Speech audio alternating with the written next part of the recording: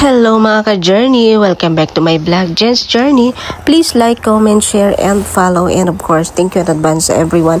And syempre, happy Easter Sunday everyone. So for today's video, sinundo ako ng pamilya ko. Syempre yung tinatamad kang lumabas, panay mo ka lang sa bahay. Pero pag sunduin ka na, no choice ka na talaga, kundi sumama ka na lang kahit wala nang usong bihis ngayon.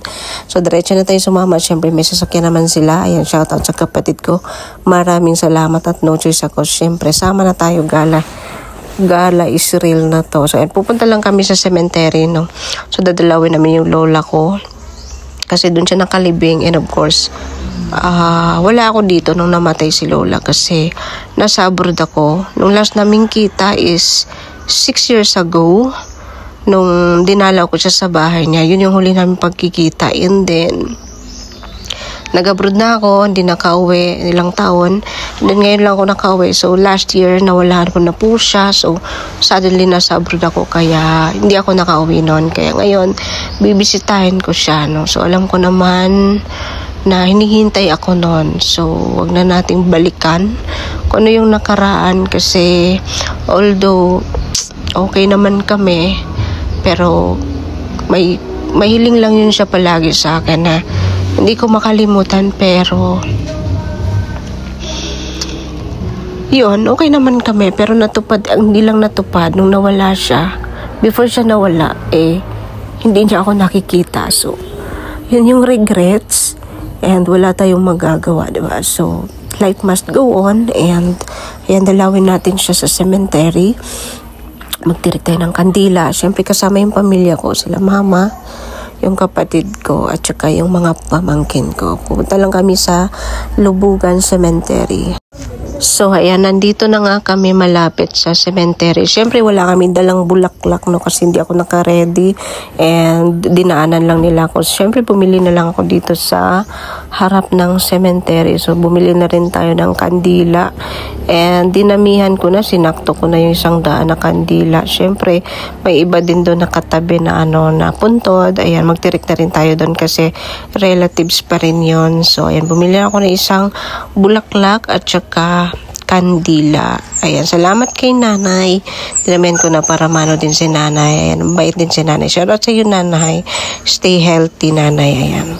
Ito yung nabili ko. Ayan, punta na tayo doon. Pasok na tayo sa cemetery.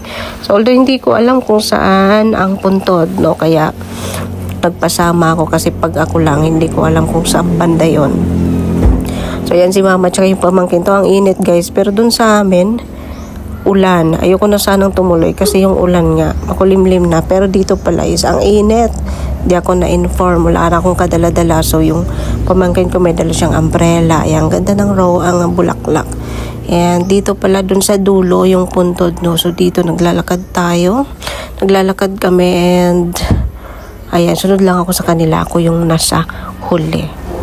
So is it, bang susundin?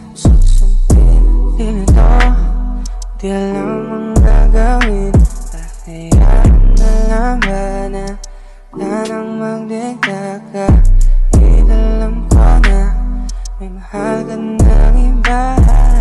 Puso isip, no bang totoo?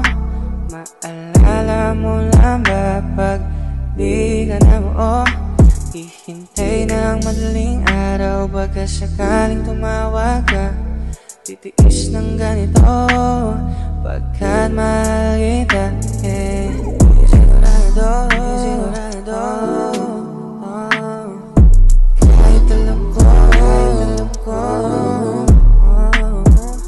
di sigurado, kahit alam ko, dahil alam ko, lagi sinasabi sa sarili, di magtatagal. So is it, bang susundin? Dito, di alam ang gagawin. Kahayaan na lang ba na nang magdikta ka? Inalam ko na may mahal ka ng iba.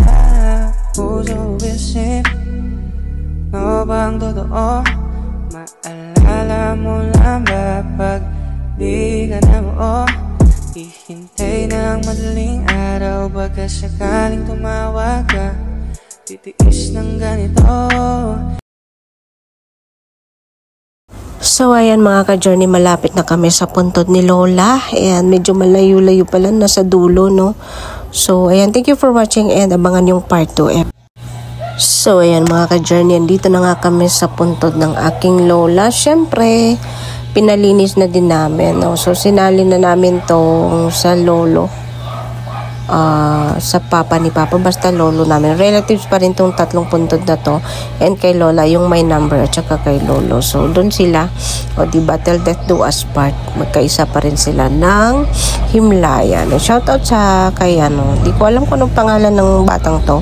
So sila yung tagalinis dito. So pinalinis na rin namin at binigyan ko ng konting pera. Yeah. So nilinis niya yung dalawa. So hindi naman masyadong ganun ka kadumi at madamo. So winalis lang niya. Ayan, bago kami magsindi ng kandila. So isip, ano bang susundin? Ganito, di alam ang gagawin. Kahayaan na lang ba na nang magdikta ka? Inalam ko na may mahal ka ng iba. Puso isip, ano bang totoo? Maalala mo lang ba pag di ka na buo? Hihintay ng madaling araw, baka sakaling tumawag ka. Titiis ng ganito, pagkat mahal kita. Sigurado, kahit alam ko,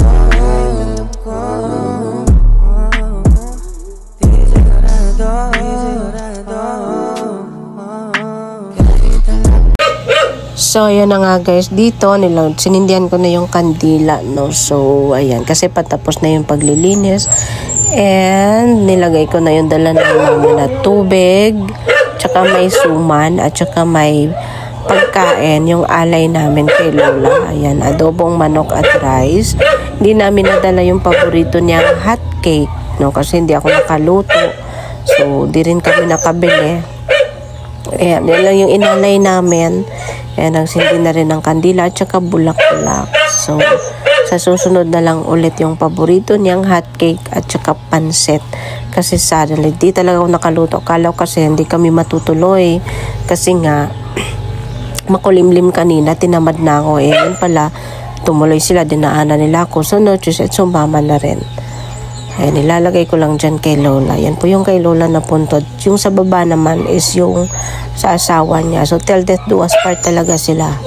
Hanggang sa huling hantungan, magkasama pa rin sila. Diba? Ayan. So, syempre, andyan yung pamangkin kong si Andrew na malikot, makulit, pero nakakatuwa. Ayan, syempre, kapatid ko yung isa at si Mama. Ayan, dito rin sa kabila, yan, nag-alay din kami ng kandila dyan. Kasi mga lolo din namin yan, no? Mga relatives din. At pinalinis na rin namin yan. Ayan. Kasi magkapit-bahay lang pala sila dito. First time kong pumunta dito, guys. No? Ayan. So isip, ano bang susundin? Ganito, di alam ang gagawin. Kahayaan na lang ba na nang magdikta ka? Inalam ko na may mahal ka ng iba. Puso isip, ano bang totoo? Maalala mo lang ba pag di ka na buo? Hihintay ng madaling araw, baka sakaling tumawag ka. Titiis ng ganito, pagkat mahal kita. Sigurado, kahit alam ko, di sigurado, kahit alam ko, dahil alam ko, lagi sinasabi sa sarili, di magtatagalan. So isip, ano bang susundin? Ganito, Di alam ang gagawin, hayaan na lang. So ayan guys, at this moment si mama nag-pray siya dyan. So ako dito lang ko sa taas ng may puntod, tabi-tabi po. And nakinig lang ako. So ayan yung paligid ng cemetery dito sa loob. So para na siyang gubat kasi dito full na to dito. So kung may ililibing dito, ano lang siya, idugtong. Ayan, kagaya niyan kay Lola. Ayan, 'di ba? Tahimik na yung buhay nila. Tayo, life must go on pa rin. Tuloy sa bawat hamon ng buhay. And syempre, kami pauwi na. Babay na sa lola namin. Thank you for watching everyone. Andito, habang palabas kami, may lilibing na naman. So, ayan. Bye-bye everyone. And thank you for watching. And syempre si mama, pag may makita, hindi niya bilhin. O yan, bumili siya ng markot na lemon. Ayan, bye-bye.